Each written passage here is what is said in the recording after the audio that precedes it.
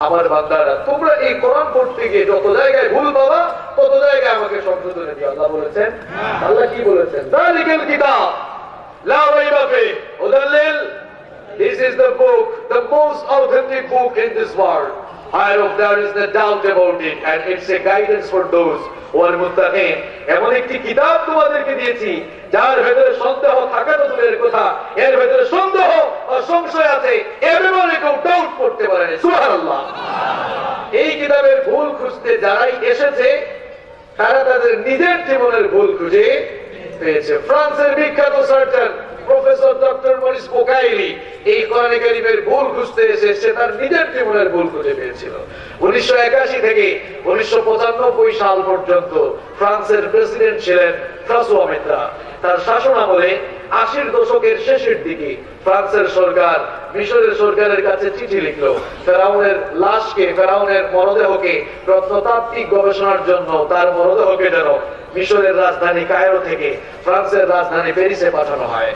মিশরের সরকার রাজি হয়ে ফেরাউনের মরদেহকে এবার কায়রো থেকে প্যারিসে পাঠালো। এবার যখন তার মরদেহ প্যারিসে একটি এয়ারপোর্টে আসলো তখন ফ্রাঁসোয়া মিত্রান তার সিনিয়র ক্যাবিনেট মিনিস্টার এবং সরকারের উচ্চপদস্থ সকল কর্মকর্তারা একটি জাঁজালো প্যারেডের মাধ্যমে মাথা নত করে ফেরাউনকে রিসিভ করলো। এরপরে তারা তার মরদেহকে একটি হসপিটালের বিশেষ ওয়ার্ডে, বিশেষ ইউনিটে নিয়ে গেল। আর রিসার্চ টিমের প্রধান সার্জন ছিলেন ফ্রান্সের বিখ্যাত surgeon professor doctor Morris Bucaille. এবার রিসার্চের কাজ শুরু হয়ে গেল, তার লাশকে নিয়ে, মরদেহকে নিয়ে প্রত্নতাত্ত্বিক গবেষণা শুরু হয়ে গেল। রাত শেষে গবেষণার ফলাফল আসলো যে ফেরাউনের মরদেহ, তার লাশের মধ্যে, তার দেহের মধ্যে লবণের কিছু অংশ পাওয়া গিয়েছে। তারা কনফার্ম হলো তাহলে ফেরাউনের লাশ সাগরে ডুবেই মারা গিয়েছে। একজন বলল যে স্যার, ফেরাউন যে সাগরে ডুবে মরেছে আর তার লাশটাকে যে আমরা খুঁজে পাবো, গবেষণা করবো এবং সেটাকে যে কিয়ামত পর্যন্ত সংরক্ষণ করেও রাখা হবে, এই কাহিনী কিন্তু মুসলমানদের ধর্মীয় গ্রন্থ কোরআনে কারীমের ভেতরে এসেছে। সুবহানাল্লাহ, বাড়িকে বলেন। এই কথা শুনে ডক্টর মরিস বুকাইলি অবাক হয়ে গেল। সে বলল, হাউ ইজ ইট পসিবল, এটা কিভাবে সম্ভব? কারণ এই কোরআন নাযিল হয়েছে 1000 বছর আগে, আর ফেরাউনের লাশ খুঁজে পাওয়া গিয়েছে 1898 সালে, আর ফেরাউনের লাশ ডুবেছে আরো 3000 বছর আগে।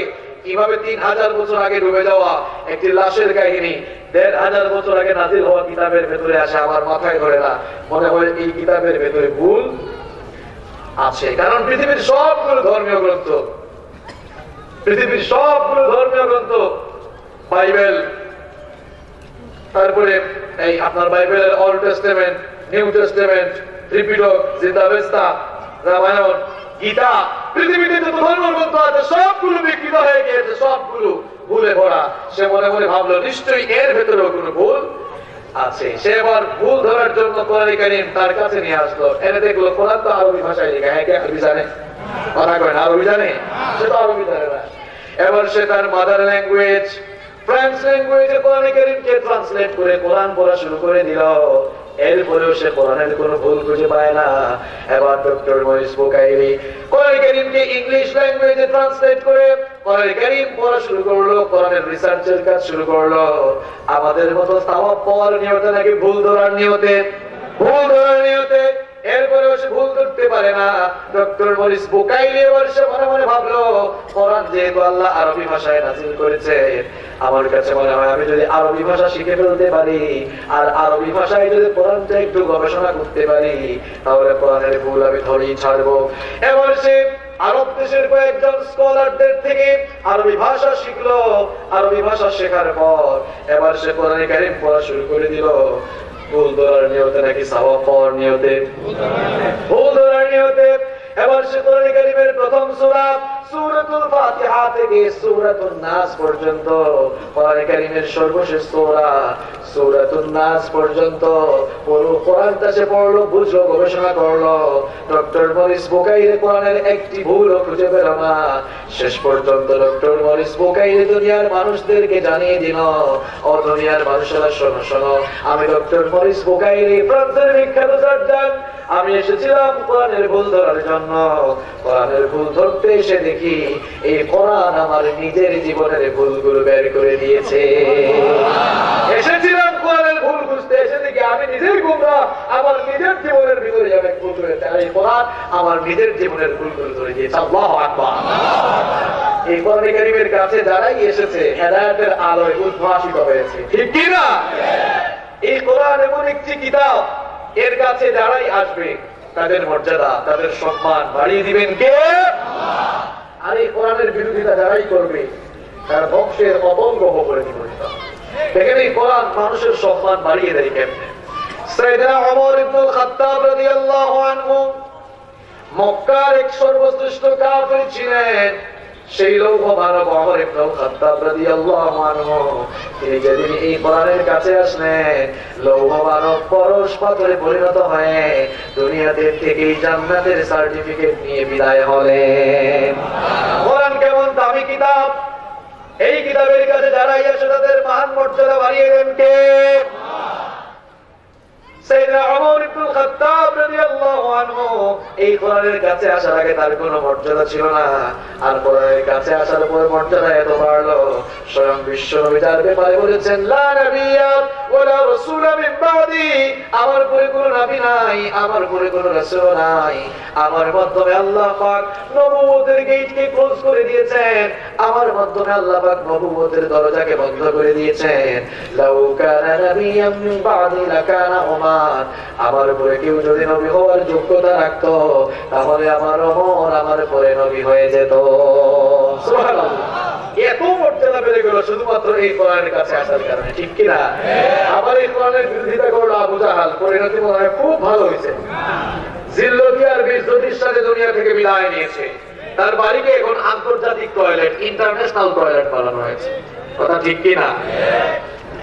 হাজী সাহেবরা যখন মসজিদে হারামে যায়, পৃথিবীর দিক দিগন্ত থেকে যখন হজ আদায়কারী এবং মুহতামিরিনরা মসজিদে হারামে যায়, কিছু হাজী সাহেব তো এতই আবেগী, এরা বিমান থেকে নেমে আবু জাহেলের পালে বসে।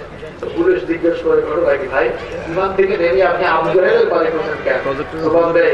আসলে অনেক লম্বা সফর হয়েছে, অনেক খাওয়া দাওয়া হয়েছে, ডেলিভারি করার জন্য, ডেলিভারি দেওয়ার জন্য হেড অফিসে যাওয়ার দরকার আছে না নাই? কোন হেড অফিস বুঝতে পেরেছেন তো আপনারা? আবু জাহাল আল্লাহর কোরআনের সাথে বেয়াদবি করেছে, বিশ্বনবীর সাথে বেয়াদবি করেছে, ইসলামের সাথে বেয়াদবি করেছে, পরিণতি ভালো হয় নাই। তার বাড়িকে এখন ইন্টারন্যাশনাল টয়লেট বানানো হয়েছে, তার বাড়ি থেকে এখন পায়খানার দুর্গন্ধ বের হচ্ছে, ঠিক কিনা? এখান থেকে গোটা দুনিয়ার ইসলাম বিরোধীদেরকে শিক্ষা দিতে হবে। যুগে যুগে আল্লাহর দ্বীনের সাথে যারা বিরোধিতা করেছে তারা ধ্বংসের অতল গহ্বরে নিপতিত হয়েছে। আল্লাহর দ্বীনের সাথে বেয়াদবি করেছে ফিরআউন, নমরুদ, এদেরকে আল্লাহ কিছু সময়ের জন্য ছাড় দিয়েছেন, কিন্তু আল্লাহ এদেরকে ছেড়ে দেন নাই। আল্লাহর দ্বীনের সাথে বেয়াদবি করেছে আবু জাহাল, উতবা, শাইবা, পৃথিবীর সূচনা লগ্ন থেকে নিয়ে আজ পর্যন্ত যারাই আল্লাহর দ্বীনের সাথে বেয়াদবি করেছে তারা ধ্বংসের অতল গহ্বরে নিপতিত হয়েছে। কিয়ামত পর্যন্ত যারা আল্লাহর দ্বীনকে নিয়ে, কোরআনকে নিয়ে ষড়যন্ত্র করবে, চক্রান্ত করবে, কিয়ামত হয়ে যাবে না, সাকসেসফুল হতে পারবে না, সফলকাম হতে পারবে না, বরং এদের পরিণতিও ফিরআউন, নমরুদ, আবু জাহাল আর উতবা, শাইবাদের চাইতে আরো ভয়ঙ্কর হবে। আমরা কোরআনের পক্ষে থাকতে চাই না, কি বিপক্ষে থাকতে চাই? কোরআনের পক্ষে যদি আমরা থাকি আমাদের মর্যাদা বাড়িয়ে দিবেন কে? সম্মানিত ভাইয়েরা, আমি আর কথা বাড়াতে চাই না, সরাসরি অল্প কিছু কথা আমার নিজের জন্য এবং আপনাদের জন্য, সকলের জন্য নসিহত পেশ করবো ইনশাআল্লাহ। শেষ পর্যন্ত ধৈর্য ধরে শুনতে রাজি আছেন তো আপনারা? আজকের এই যে কোরআনে কারিমে আল্লাহ পাক বিজয় দিবসের নামে একটা সূরা দিয়েছেন। মুসলমানরা তাদের বিজয় দিবসে কি কর্মসূচি পালন করবে, মুসলমানরা তাদের বিজয় দিবস কিভাবে উদযাপন করবে, সেই ব্যাপারে আমাদেরকে দিক নির্দেশনা দিয়েছেন কে? কোরআনে কারিমের 110 নম্বর সূরা সূরাতুন নাসরের ভেতরে আল্লাহ পাক বিজয় দিবসে আমাদের কর্মসূচি কি হবে তার বিস্তারিত বিবরণ দিলেন। ইদা জাআ নাসরুল্লাহি ওয়াল ফাত। এই সূরা মনে হয় গাজীপুরের মানুষের মুখস্থ নাই, কোরআন বললে গুনাহ হয়। গুনাহ হয় নাকি? বিশ্বনবী বলেছেন মান ক্বারা হারফান মিন কিতাবিল্লাহ ফালাহু বিহি হাসানা ওয়াল হাসানাতু বিআশরি আমসালিহা। আল্লাহর যে বান্দা এই কোরআন থেকে একটা অক্ষর তেলাওয়াত করবে, প্রত্যেকটি অক্ষরের বিনিময়ে আল্লাহ পাক 10 করে আমলনামায় নেকি দান করেন। তাহলে বিজয় দিবসের নামে আল্লাহ যে সূরা নাযিল করেছেন সেই সূরার নাম হলো সূরাতুন নাসর। সূরাতুন আল্লাহ পাক এই সূরার ভিতরে বিজয় দিবসের কর্মসূচি কি হওয়া উচিত তা বিস্তারিত বললেন। পরে আমার সাথে ইদা জাআ নাসরুল্লাহি ওয়াল ফাতহ ওয়া রাআইতান নাসা ইয়াদখুলুনা ফি দীনিল্লাহি আফওয়াজা ফাসাব্বিহ বিহামদি রাব্বিকা ওয়াস্তাগফিরহু ইন্নাহু কানা তাওয়াবা। আল্লাহ পাক বললেন ইদা জাআ নাসরুল্লাহি ওয়াল ফাতহ, যখন আল্লাহর সাহায্য আর বিজয় আসবে, যখন আল্লাহর পক্ষ থেকে বিজয় আসবে, ওয়া রাআইতান নাসা ইয়াদখুলুনা ফি দীনিল্লাহি আফওয়াজা, আপনি দেখবেন মানুষগুলো দলে দলে ইসলামের সুশীতল ছায়া ধরে এসে আশ্রয় গ্রহণ করছে। আর যখন বিজয় আমি আপনাকে দান করবো, আল্লাহ তার নবীকে বলছেন যখন আমার পক্ষ থেকে আপনাকে বিজয় দান করা হবে, আপনার উম্মতকে যখন বিজয় দান করা হবে, বিজয় পাওয়ার পর আনন্দ উল্লাস তারা কিভাবে প্রকাশ করবে সেই কর্মসূচি, সেই দিক নির্দেশনা আমাদেরকে আবার দিচ্ছেন কে? আল্লাহ বললেন দুটি কর্মসূচি পালন করবেন। বিজয় পাওয়ার পর আপনি আপনার উম্মতদেরকে নিয়ে ডাকতে হবে আপনাদেরকে। আমি তো মাঝে মাঝে অবাক হয়ে যাই, কি আজীব অবস্থা। 90% মুসলমানের দেশে এখানে কোরআনের মাহফিল, এখানে জান্নাত জাহান্নামের আলোচনা হবে, আখিরাতের আলোচনা হবে, মানুষের 8 লাখ মানুষের চরিত্র কিভাবে সুন্দর হবে সেই বিষয়ে আলোচনা হবে। এখানে এত কন্ডিশন কেন? এত কন্ডিশন কেন? না ইসলামের কনসার্টে তো এত কন্ডিশন থাকে না, এত কন্ডিশন থাকে না, উল্টা আরো প্রটোকলের ব্যবস্থা করা হয়, ঠিক কিনা? কোরআনের মাহফিলে প্রটোকল লাগে না। কোরআনের মাহফিলে বিরিয়ানি দিয়ে মানুষ আনতে হয় না, লক্ষ লক্ষ মানুষ নিজের পকেটের পয়সা খরচ করে আসে, ঠিক কিনা? কোরআনের মাহফিলে আসলে ফেরাফেরিও হয় না, মানুষ মারাও যায় না। আপনারা দেখেছেন গত কিছুদিন আগে বাংলাদেশের সবচেয়ে বড় প্রোগ্রাম হয়েছে কক্সবাজারের পেকুয়ায়। আলহামদুলিল্লাহ আমিও গিয়েছিলাম। আমি সেখানে সকাল 10টা থেকে বক্তব্য রেখেছি। 4-5 লক্ষ মানুষের সামনে সেখানে আমি কথা বলেছি। সেখানে এত মানুষ এসেছে, কাউকে আসার জন্য এখানে বাসও দেওয়া হয় না, গাড়িও দেওয়া হয়, দেওয়া হয়েছে? কথা বলে দেওয়া হয়েছে? কাউকে আসার জন্য পকেটের টাকা দেওয়া হয় নাই, সবাই পকেটের পয়সা খরচ করে এসেছে, কাউকে বিরিয়ানিও দেওয়া হয় না। এত মানুষ এসেছে শুধুমাত্র আল্লাহর কোরআনের প্রতি ভালোবাসা থাকার কারণে, ঠিক কিনা? এই মাহফিলে আপনারাও যারা এসেছেন এখানে বিরিয়ানি খাওয়ার জন্য আপনারা কেউ আসেন নাই, এখানে আসার জন্য আপনাদের পকেটের মধ্যে কেউ 500 টাকাও দেয় নাই। আপনারা এসেছেন সবাই আল্লাহর কোরআনের টানে, ঠিক কিনা? কোরআনের প্রতি ভালোবাসার কারণে, কোরআনের প্রতি আকর্ষণ থাকার কারণে আমরা এসেছি, কথা ঠিক কিনা? যেই কথা বলছিলাম, বিজয় দিবসের কর্মসূচি কয়টা? সবাই বলেন কয়টা? 2টা। আমরা যখন এই কথাগুলো বলে হুজুরে তো স্বাধীনতা বিরোধী, স্বাধীনতার চেতনা নেই, অথচ যারা আমাদেরকে স্বাধীনতার চেতনা বিরোধী বলে আপনি একটু খোঁজ নিয়ে দেখেন ওই মানুষগুলোর চরিত্র। এরাই এই দেশটাকে তিলে তিলে টুসে টুসে খাচ্ছে। হুজুররা দেশটাকে তিলে তিলে টুসে টুসে খাচ্ছে, দেখাতে পারবেন? যেই মানুষগুলো আমাদের বিরুদ্ধে এই ধরনের কথা বলে, গিয়ে দেখেন এরাই সবচাইতে শীর্ষ চাঁদাবাজ, টেন্ডারবাজার, ক্যাসিনোবাজ। সম্মানিত ভাইয়েরা, এই দেশটাকে সুন্দর করে সাজাতে হলে মানুষের চরিত্রকে আগে কোরআন দিয়ে গঠন করতে। আপনারা বহু বছর ধরে স্লোগান দিচ্ছেন আল কোরআনের আলো, ঘরে ঘরে, কোন কোন এলাকায় আবার বলে সংসদের আলো। আমি এই বছর 2019 সালে যত জায়গায় মাহফিলে যাচ্ছি, প্রত্যেকটি প্রোগ্রামে আমি বলে আসতেছি এই স্লোগান চেঞ্জ করতে হবে, ভুল এইসব স্লোগান। কিসের স্লোগান দেন আপনি? এটা ঠিক না, স্লোগান এখন উল্টায় ফেলতে হবে। এখনকার স্লোগান হচ্ছে আল কোরআনের আলো, মানুষের হৃদয়ে হৃদয়ে, মনে মনে, অন্তরে অন্তরে যাবো। কারণ মানুষের অন্তর বলে গিয়েছে, এই মরা অন্তরগুলোকে চিন্তা করতে হবে। মানুষের দুর্বল ইমানগুলোকে, দুর্বল অন্তরকে সতেজ বানাতে হলে, তাজা বানাতে হলে আল্লাহর কোরআনের দরকার আছে না নাই? আল কোরআনের আলো ঘরে ঘরে আপনি জ্বালবেন কেমনে? আগে তো মানুষের হৃদয়ে হৃদয়ে জ্বালতে হবে। মানুষ তো কোরআন এখনো শুদ্ধ করে পড়তেই পারে না, এজন্য কোরআনের আলো আগে হৃদয়ে জ্বালাতে হবে। হৃদয়ে জ্বাললে অটোমেটিক্যালি সেটা ঘরেও জ্বলবে, ঘরে জ্বললে সমাজেও জ্বলবে, সমাজে জ্বললে সংসদেও চলবে। সবার আগে আমরা আমাদের হৃদয়টাকে কোরআন দিয়ে ঢালাই করবো। রাজি আছেন তো? রাজি আছেন তো? আর অন্তরকে কোরআন দিয়ে ঢালাই করার জন্যই হচ্ছে কোরআনের এই মাহফিলগুলো। এই জন্যই কোরআন বিদ্বেষীরা কোরআনের মাহফিল তারা সহ্য করতে পারে না। কারণ এই কোরআনের মাহফিলগুলোতে আসলেই মানুষগুলোর চরিত্রকে সুন্দর করে দেন কে? কত মদখুর, কত চাঁদাবাজ, কত বেনামাজি এই মাহফিলে এসে নামাজি হয়ে যায়, কত মদখুর এই জায়গায় এসে আল্লাহওয়ালা হয়ে যায়, ঠিক কিনা? তো তারা ছেলেদের যুবকদের চরিত্র নষ্ট করার জন্য কত আয়োজন করে, কত আয়োজন করে তারা দেখে এত আয়োজন করলাম, আর ওই যুবকটা যখন একদিন মাহফিলে চলে যায় সে তখন ভালো হয়ে যায়। তো কোরআনের মাহফিলের পক্ষে এরা কি থাকবে? কথা কোন থাকবে? আল্লাহ যেন তাদেরকে মাফ করে তাদেরকে জান্নাতের উঁচু মাকাম দান করে দেন। দেশের প্রতি আমাদের ভালোবাসা কম না বেশি? হব্বুল ওয়াতানি মিনাল ঈমান, দেশকে ভালোবাসা তো ঈমানেরই অংশ। দেশপ্রেম, দেশের প্রতি ভালোবাসা, এটা আমরা মানুষদেরকে শিখাই। যদিও আমাদেরকে বলা হয় যে আমরা মানুষকে উস্কে দেই, আমরা উস্কানিমূলক বক্তব্য করি, জঙ্গিবাদের দিকে উস্কে দেই। এই কোরআন কখনো মানুষকে চরমপন্থার দিকে উস্কে দেয় না, বরং এই কোরআন অন্ধকারের জন্য সমাজ ব্যবস্থাকে আলোকিত করে দেয়, ঠিক কিনা? সম্মানিত ভাইয়েরা, কষ্ট হচ্ছে আপনাদের? আজকে যেহেতু কোরআনের মাহফিলে আমরা এসেছি, এই কোরআন থেকে অল্প কয়েক মিনিট কথা শুনবো। আমি অগোচরভাবে বেশ কিছু কথা আপনাদের মধ্যে বলে ফেলেছি। আমি আপনারা যারা আমার বক্তব্য ফেসবুক, ইউটিউবে শোনেন, আপনারা জানেন যে আমি বিষয় ভিত্তিক কথা বলে থাকি। এই জন্য আমি এখন সরাসরি একটি বিষয় নিয়ে আলোচনায় চলে যাব। শেষ পর্যন্ত আপনারা ধৈর্য ধরে শুনতে রাজি আছেন তো?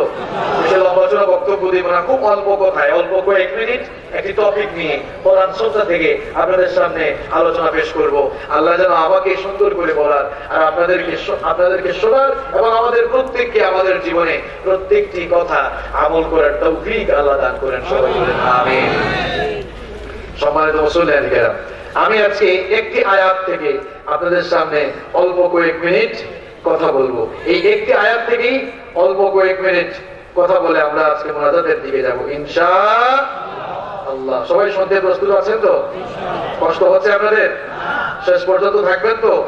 মুনাজাত করে আমরা আজকে বাড়ি ফিরবো ইনশাআল্লাহ। সম্মানিত ভাইয়েরা, সম্মানিত উপস্থিতি, আজকে আমি একটি আয়াতকে সামনে রেখে অল্প কিছুক্ষণ আপনাদের সামনে আমি কথা বলবো ইনশাআল্লাহ। কোরআন কারীমের 66 নম্বর সূরা, সূরাতুত তাহরীমের 8 নম্বর আয়াত থেকে অল্প কিছুক্ষণ আপনাদের সামনে আমি ইনশাআল্লাহ কথা বলবো। আল্লাহ পাক বলছেন, ইয়া আইয়ুহাল্লাযীনা আমানু তুবু ইলাল্লাহি তাওবাতান নাসুহা। কোরআন কারীমের 66 নম্বর সূরা, সূরাতুত তাহরীমের 8 নম্বর আয়াতে আল্লাহ বলছেন, হে বিশ্বাসীরা, হে ঈমানদাররা, তোমরা তাওবা করো, তাওবাতান নাসুহা, তাওবার মতো খাঁটি তাওবা করো। তোমরা যদি তাওবার মতো তাওবা, খাঁটি তাওবা করো, তাহলে তোমাদের জীবনের ভুলগুলো, পাপগুলোকে মাফ করে দিবেন কে? আরো আসতে বলেন তাওবা শব্দটিকে আজকে আপনারা নতুন শুনেছেন? এই শব্দটির সাথে আমরা কম বেশ সবাই পরিচিত আছি। তাওবা এই শব্দটি হচ্ছে আরবি, এর বাংলা অর্থ হচ্ছে ক্ষমা চাওয়া, মাফ চাওয়া, অনুতপ্ত হওয়া, অনুশোচনা ফিল করা, প্রত্যাবর্তন করা ইত্যাদি অর্থে ব্যবহার হয়। কোরআন কারীমে তাওবার নামে আল্লাহ তাআলা একটি সূরাও দিয়েছেন। সেই সূরাটির নাম কি? গাজীপুরের মানুষ জানেন না? সূরাতুত তাওবা। কোরআন কারীমের 9 নম্বর যে সূরা, সেই সূরাটির নাম হচ্ছে সূরাতুত তাওবা। এই সূরার ভেতরে 3 জন সাহাবীর তাওবা কবুলের কাহিনী আল্লাহ বর্ণনা করেছেন। এই 3 জন সাহাবী বিনা ওজরে আলস্যবশত তাবুকের যুদ্ধে তারা অংশগ্রহণ করেন নাই।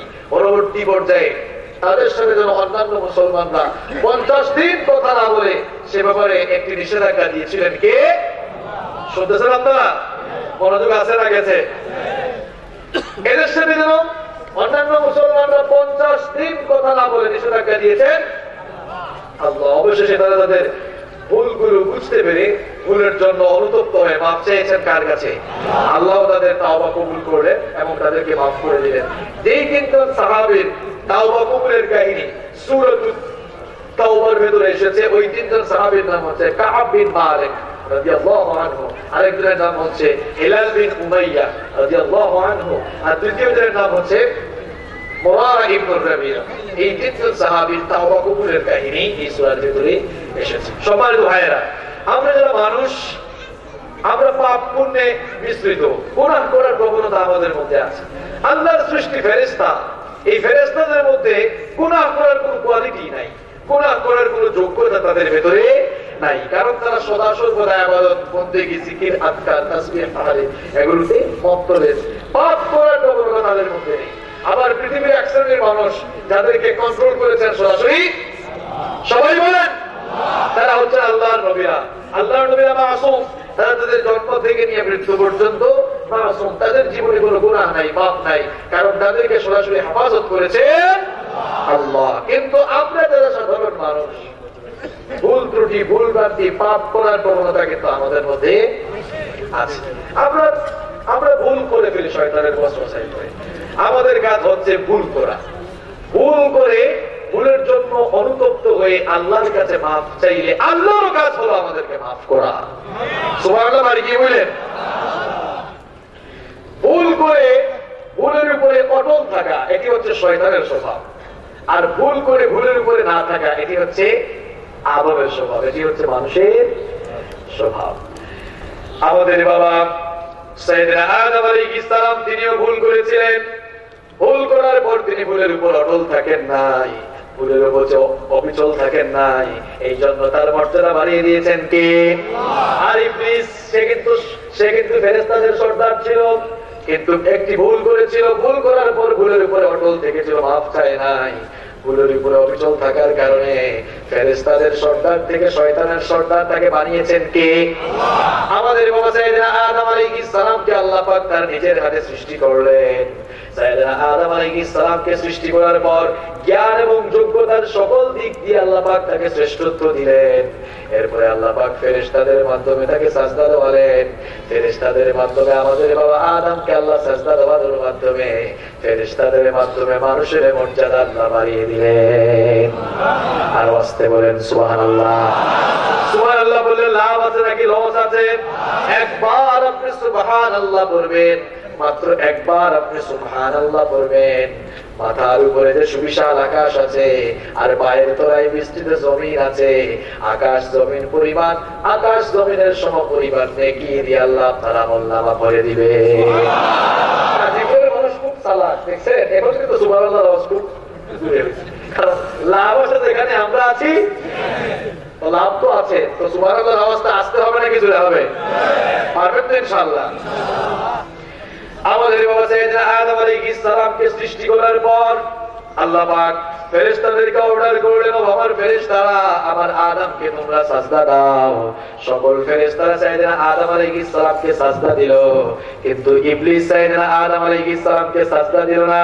আল্লাহ পাক বললেন, রে ইবলিস, সবাই তো আমার আদমকে সাজদা দিল, কিন্তু তুই কেন দিলি না? ইবলিস তখন বলল, ও আল্লাহ, খালাকতানি মিন নার ওয়া খালাকতাহু মিন তুরাব, আমাকে তুমি সৃষ্টি করেছো আগুন দিয়ে, আর আদমকে সৃষ্টি করেছো মাটি দিয়ে। আনা খায়রুম মিন, আমি তার চাইতে শ্রেষ্ঠ। আগুনের কাজ হলো উপরের দিকে প্রজ্বলিত হওয়া, আর মাটির কাজ হলো নিচের দিকে পতিত হওয়া, সুতরাং আমি কেন নিচের দিকে মাথা ঠেকাবো? ইবলিস তখন অহংকারী মনোভাব পোষণ করলো। আল্লাহ পাক তার অহংকারী মনোভাব পোষণের কারণে ইবলিসকে জান্নাত থেকে চিরতরে বিদায় করলেন। ইবলিস তখন আল্লাহর কাছে একটা অ্যাপ্লিকেশন করলো। ইবলিস বলল, ও আল্লাহ, আমাকে তো জান্নাত থেকে তুমি বের করে দিলা, কিন্তু আমার একটা অ্যাপ্লিকেশন আছে না নাই? আমার একটা অ্যাপ্লিকেশন আছে। আল্লাহ পাক তখন বললেন, তোর কি অ্যাপ্লিকেশন আমাকে বলে ফেল। ইবলিস তখন বলেছিল, কোরআন কারীমের 7 নম্বর সূরা সূরাতুল আরাফের 14 নম্বর আয়াতে আল্লাহ তুলে দিলেন। ইবলিস তখন বলেছিল, ক্বালা আনজিরনি ইলা ইয়াউমি ইউবাসুন। ইবলিস তখন বলেছিল, day of judgement, day of resurrection পর্যন্ত তুমি আমার হায়াত বাড়িয়ে দাও, আমাকে অবকাশ দাও। ইবলিস তখন এই কথা বলল। আল্লাহ পাক তার কথার জবাব দিলেন, ওয়া ইন্নাকা মিনাল মুনজারিন, যা, তোকে অবকাশ দেওয়া হলো, কিয়ামত পর্যন্ত আমি তোর হায়াত বাড়িয়ে দিলাম। এবার ইবলিস আল্লাহকে চ্যালেঞ্জ করলো। ইবলিস বলেছিল, ক্বালা ফাবিমা আযওয়াইতানি লা আতাউদান্না লাহুম সিরাতাকাল মুস্তাকিম।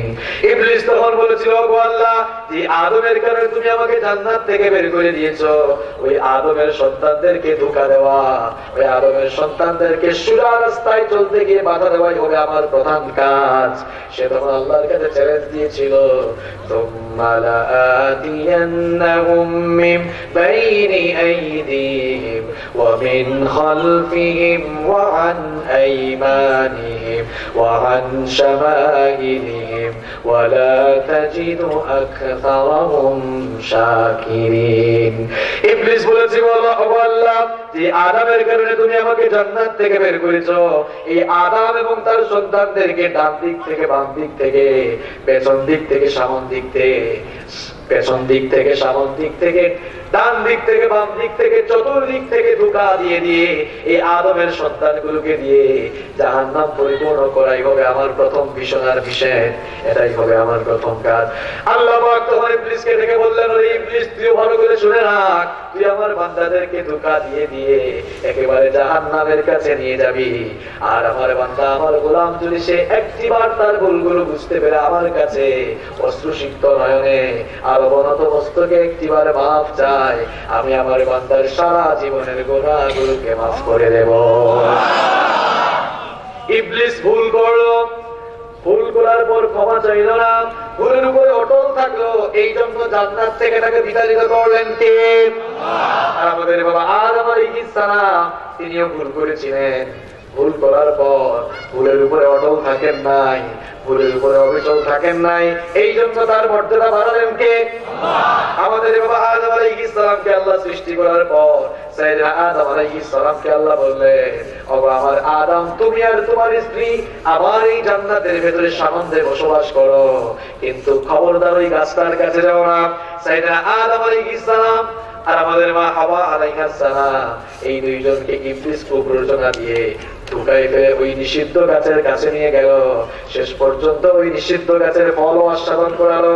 আল্লাহ পাক এবার আমাদের বাবা আদম আলাইহিস সালাম আর আমাদের মা হাওয়া আলাইহিস সালাম, এই দুইজনকে জান্নাত থেকে বের করে দুনিয়াতে পাঠিয়ে দিলেন। দুনিয়াতে আসার পর তারা তাদের ভুল বুঝতে পারলেন, তারা তাদের ভুল বুঝতে পেরে চোখের পানি ঝরিয়ে আল্লাহর কাছে তারা অনুতপ্ত হয়ে তারা আল্লাহর কাছে তাওবা পাঠ করতে চাইলেন, আর তাদেরকে তাদের ভুলগুলো সংশোধন করার জন্য তাওবার নিয়ম শিখালেন কে? কোরআন কারীমের 2 নম্বর সূরা সূরাতুল বাকারা এর 37 নম্বর আয়াতের মধ্যে আল্লাহ পাক বললেন, ফাতালাক্কা আদামু মির রাব্বিহি কালিমাত ফাতাবা আলাইহি ইন্নাহু হুয়াত তাওয়াবুর রহিম। আমাদের বাবা আদম আলাইহিস সালাম আর আমাদের মা হাওয়া আলাইহিস সালাম, এই দুজনকে আল্লাহ পাক তাওবার নিয়ম শিখালেন। আমাদের বাবা আদম আলাইহিস সালাম আর আমাদের মা হাওয়া আলাইহিস সালাম দুনিয়াতে এসে তারা শত শত বছর বন্ধন করার পর আল্লাহ পাক এবার তাদেরকে তাওবার নিয়ম শিখালেন। আল্লাহ পাক বললেন, বলো আমার কাছে, রব্বানা যালামনা আনফুসানা ওয়া ইল্লাম তাগফির লানা ওয়া তারহামনা লানাকুনান্না মিনাল খাসিরিন। কি চমৎকার দোয়া আল্লাহ তাদেরকে শিখালেন। রব্বানা যালামনা আনফুসানা, আমাদের রব, আমাদের মালিক, আমরা আমাদের নিজেদের নফসের উপরে জুলুম করে ফেলেছি, ওয়া ইল্লাম তাগফির লানা ওয়া তারহামনা, সুতরাং আমাদেরকে যদি তুমি ক্ষমা না করো আর আমাদের প্রতি তুমি রহম না করো, লানাকুনান্না মিনাল খাসিরিন, তাহলে আমরা ক্ষতিগ্রস্তদের মধ্যে শামিল হয়ে যাব। আমাদের বাবা আদম আলাইহিস সালাম আর আমাদের মা হাওয়া আলাইহিস সালাম তারা যখন এই দোয়াটি করে আল্লাহর কাছে মাফ চাইলেন, আল্লাহ তাদের ভুলগুলোকে ক্ষমা করে দিয়ে আল্লাহ তাদেরকে মাফ করে তাদের মর্যাদা আরো বাড়িয়ে দিলেন। তাহলে কি বুঝলেন আপনারা? কি বুঝলেন আপনারা? ভুল করে ভুলের উপরে অটল থাকা, এটি কার স্বভাব? সবাই বলেন, কার স্বভাব? শয়তানের স্বভাব। আর ভুল করে গুনাহ করে গুনাহের উপরে টিকে না থাকা, গুনাহ করে থাকলে গুনাহের কাজটা বুঝতে পারলে আর পরবর্তীতে ওই গুনাহটা না করা, এটি কার স্বভাব? আদমের স্বভাব, মানুষের স্বভাব। সম্মানিত ভাইয়েরা, আমরা তো মানুষ, গুনাহ করার প্রবণতা আমাদের মধ্যে আছে না নাই? কথা বলে আছে না নাই? তিরমিজি শরীফের বর্ণনায় বিশ্বনবী বললেন, কুল্লু ইবনে আদম খাত্তাউন ওয়া খায়রুল খাত্তাইন আত-তাওয়াবুন। বিশ্বনবী বললেন প্রত্যেকটি মানুষ মাত্রই পাপী, মানুষ ভুল করতে পারে, পাপ করতে পারে, কিন্তু পাপ করা মানুষগুলোর মধ্যে আল্লাহর কাছে দামি মানুষ তারা যারা পাপ করার পর আল্লাহর কাছে তাওবা করে। সুবহানাল্লাহ। আমরা যদি গুনাহ না করতাম, পাপ করার যোগ্যতা, পাপ করার কোয়ালিটি যদি আমাদের মধ্যে না থাকতো, আল্লাহ আমাদেরকে ধ্বংস করে দিতেন। এই জন্য মুসলিম শরীফের বর্ণনায় বিশ্বনবী বললেন ওয়াল্লাযী নাফসি বিয়াদিহি লাউ লাম তুযনিবু লাযাহাবাল্লাহু বিকুম ওয়া লাজাআ বিকওমিন ইয়াযনিবুন ফায়াস্তাগফিরুনাল্লাহ তাআলা ফায়াগফির লাহুম। বিশ্বনবী বলেছেন ওই সত্তার কসম, ওই আল্লাহর কসম যার হাতে আমার প্রাণ, তোমরা যদি গুনাহ না করতে, তোমরা যদি পাপের কাজ না করতে, তাহলে আল্লাহ তোমাদেরকে ধ্বংস করে দিতে। আল্লাহ তোমাদেরকে ধ্বংস করে দিয়ে নতুন আরেকটি জাতি সৃষ্টি করতে, যারা ভুল করত, পাপ করত, গুনাহ করত, পাপ করার পর, ভুল করার পর তারা মাফ চাইতো কার কাছে? আর তারা যখন গুনাহ করার পর ভিক্ষুকের মতো আল্লাহর কাছে মাফ চাইতো, আল্লাহ নবী বলেছেন আল্লাহ তাদেরকে মাফ করে দিতেন। কারণ ক্ষমা করে এটি আল্লাহর বিশেষ গুণ। বান্দাদেরকে আল্লাহ ক্ষমা করতে ভালোবাসেন। এই জন্য প্রত্যেকটি দিনে এবং প্রত্যেকটি রাতে আল্লাহ পাক তার ক্ষমার হাতকে সম্প্রসারিত করে দেন। মুসলিম শরীফের বর্ণনায় বিশ্বনবী বললেন ইন্নাল্লাহ তাআলা ইয়াবসুতু ইয়াদাহু বিল-লাইলি লিয়াতুবা মুসিউন নাহার। প্রত্যেক রাতে আল্লাহ পাক তার ক্ষমার হাতকে সম্প্রসারিত করে দেন, যেন দিনের বেলা যারা গুনাহ করেছে রাতের বেলা যেন তারা আল্লাহর কাছে মাফ চাইতে পারে। বিশ্বনবী আরো বলেছেন আবার আল্লাহ পাক দিনের বেলা তার ক্ষমার হাতকে সম্প্রসারিত করে দেন রাতের বেলা যারা গুনাহ করেছে রাতের গুনাহগারদের জন্য। এই জন্য আমরা সকালবেলা ভুল করলে সন্ধ্যাবেলা যদি আল্লাহর কাছে মাফ চাই, আমাদেরকে মাফ করবেন কে? দিনের বেলা যদি আমরা গুনাহ করি আর যদি আমাদের ভুলগুলো বুঝতে পেরে অনুতপ্ত হয়ে আল্লাহর কাছে মাফ চাই, রাতের বেলা আমাদেরকে মাফ করবেন কে? আবার রাতের বেলা গুনাহ করে দিনের বেলা যদি আমরা আল্লাহর কাছে ক্ষমা চাই, আমাদেরকে মাফ করবেন কে? এই জন্য আল্লাহ বললেন গুনাহ করে ফেললে আমার বান্দা তোমরা নিরাশ হইস না, তোমরা আমার কাছে তাওবা করো। এজন্য আল্লাহ বললেন ইয়া আইয়ুহাল্লাযীনা আমানু তুবু ইলাল্লাহি তাওবাতান নাসুহা। হে বিশ্বাসীরা, তাওবা করো, তাওবাতান নাসুহা, তাওবার মতো তাওবা করো, তাহলে মাফ করবেন কে? আল্লাহ। মাফ করতে, ক্ষমা করে দিতে আল্লাহ ভালোবাসেন। এই জন্য মুসলিম শরীফের বর্ণনায় বিশ্বনবী বললেন লাল্লাহু আশাদ্দু ফারহাম বিতাওবাতি আহাদিকুম মিন আহাদিকুম বিদাল্লাতিহি ইযা ওয়াজাদাহা। কোন মানুষের হারিয়ে যাওয়া প্রাণী ফিরে পাওয়ার পর সে যতটা না আনন্দিত হয়, গুনাহগার যখন আল্লাহর কাছে তাওবা করে আল্লাহ তার চাইতে আরো বেশি আনন্দিত হন। এই জন্য আমরা গুনাহ করে ফেললে মাফ চাইবো কার কাছে? আমাদের প্রাণ প্রিয় নবী, নবীদের নবী, রাহমাতাল লিল আলামিন বিশ্বনবী মুহাম্মদুর রাসূলুল্লাহ সাল্লাল্লাহু আলাইহি ওয়াসাল্লাম। যেই নবীর জীবনে কোনো গুনাহ নাই, যেই নবীর মর্যাদা আল্লাহর উপরে, সেই নবী প্রত্যেকদিন কতবার তাওবা করতেন শুনে বুখারীর বর্ণনা ওয়াল্লাহি ওয়াল্লাহি লা আস্তাগফিরুল্লাহ ওয়া আতুবু ইলাইহি ফিল ইয়াউমি আকসার মিন 70 মাররা। বিশ্বনবী বলেছেন আল্লাহর কসম করে বলছি শোনো, আমি নবী প্রত্যেকদিন ডেইলি রেগুলার আমি আল্লাহর কাছে 70 বারের বেশি তাওবা করি। সুবহানাল্লাহ। মুসলিম শরীফের বর্ণনায় বিশ্বনবী বললেন আইয়ুহান নাস তুবু ইলাল্লাহ ফাইন্নী আতুবু ফিল ইয়াউমি 100 মাররা। আল্লাহর নবী বললেন হে মানুষরা, তোমরা আল্লাহর কাছে তাওবা করো, কারণ আমি নবী নিজে ডেইলি রেগুলার আমি আল্লাহর কাছে 100 বার তাওবা করি। সুবহানাল্লাহ। যেই নবী জন্ম থেকে নিয়ে মৃত্যু পর্যন্ত মাসুম, যেই নবীর জীবনে কোনো গুনাহ নাই, সেই নবী সহিহ বুখারীর বর্ণনা 70 বারের চাইতেও বেশি, সহিহ মুসলিমের বর্ণনা 100 বার তাওবা করেন কার কাছে? বুঝতে পেরেছেন আপনি কথাটা? যেই নবীর জীবনে কোনো গুনাহ নাই, সেই নবী রেগুলার তাওবা করেন আল্লাহর কাছে 70 বার কিংবা 100 বার। আর আমরা তার পাপী উম্মত, সেকেন্ডে গুনাহ করি আমরা। আপনি কতবার করেন? আপনি কতবার করেন? আপনি কতবার করেন? বিশ্বনবী ডেইলি 70 বার, বুখারীর বর্ণনা, মুসলিমের বর্ণনা 100 বার তাওবা করেন। যেই নবীর জীবনে গুনাহই নাই, তিনি যদি 70 বারের চাইতে বেশি, আবার মুসলিমের বর্ণনা 100 বার তাওবা করেন, আমার আপনার কতবার করা দরকার ছিল? আপনার বিবেকের কাছে আমি এই প্রশ্নটি রেখে দিলাম। কিন্তু আমরা কতবার করি? কতবার আমরা করি? আমাদের কতবার করা দরকার ছিল আর আমরা কতবার করি? যেই নবীর জীবনে গুনাহ নাই সেই নবী এতবার তাওবা করেন, আর আমাদের অবস্থা সেকেন্ডে সেকেন্ডে আমরা গুনাহ করি, কিন্তু আমরা এরপরেও তাওবা করি না। অনেকে আছে যারা মনে করতে পারে আমি যে তাওবা করবো আমাকে আল্লাহ মাফ করবেন কিনা, কারণ আমি তো বড় গুনাহগার। আজকের কোরআনের মাহফিলে যারা এসেছে আমরা প্রত্যেকেই তো গুনাহগার। আপনি মনে করতে পারেন আমি তো সারা জীবন কত গুনাহ করেছি, কত শত শত ওয়াক্তের নামাজ ছেড়ে দিয়েছি, আমি তো মানুষের হক নষ্ট করেছি, আমি তো কত জুলুম করেছি, কত অন্যায় করেছি, অবিচার করেছি, আল্লাহ আমাকে মাফ করবেন কিনা? আল্লাহ পাক পৃথিবীর সকল গুনাহগারদেরকে, পৃথিবীর সকল পাপীদেরকে আবার সান্ত্বনা দিয়ে বলছে, কুল ইয়া ইবাদিয়াল্লাযীনা আসরাফু আলা আনফুসিহিম লা তাকনাতু মির রাহমাতিল্লাহ ইন্নাল্লাহা ইয়াগফিরুয যুনুবা জামিআ ইন্নাহু হুয়াল গফুরুর রহিম। আল্লাহ পাক বলেন, হে নবী আপনি আমার গোলামদেরকে বলে দেন, আপনি আমার বান্দাদেরকে বলে দেন, তারা যেন তাদের নিজেদের নফসের উপরে জুলুম করে ফেললে, পাপের কাজ করে ফেললে তারা যেন নিরাশ হয়ে না যায়। কারণ আপনি যদি আল্লাহর কাছে আপনার ভুলগুলো বুঝতে পেরে ক্ষমা চান তাহলে আপনাকে মাফ করে দিবেন কে? আপনি হয়তো মনে করতে পারেন তো অনেক বড় গুনাহগার, পাপ করতে করতে আমার অন্তরে মরিচা ধরে গিয়েছে।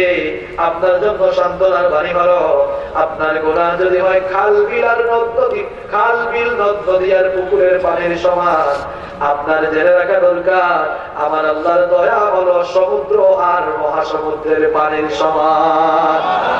আপনার গুনাহ যদি হয় সমুদ্র আর মহাসমুদ্রের পানির সমান, আপনার জেনে রাখা দরকার আমার আল্লাহর রহমত হলো তার বিশাল ওই পাহাড়ের সমান।